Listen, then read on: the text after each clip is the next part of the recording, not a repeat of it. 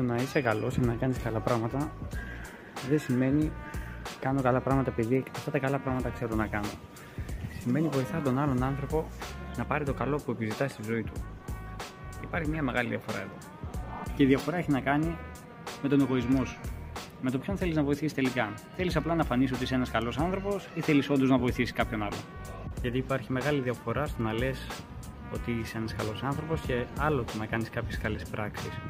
Οπότε πρέπει να αναλογιστείς ποιο είναι το βαθύτερο κίνητρό σου στο να βοηθήσεις κάποιον.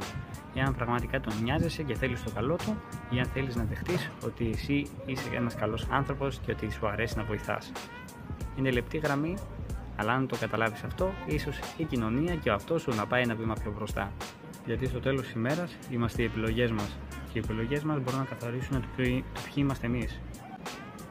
Οπότε, αν θέλεις να λες ότι είσαι ένας καλός άνθρωπος, πράξε ανάλογα.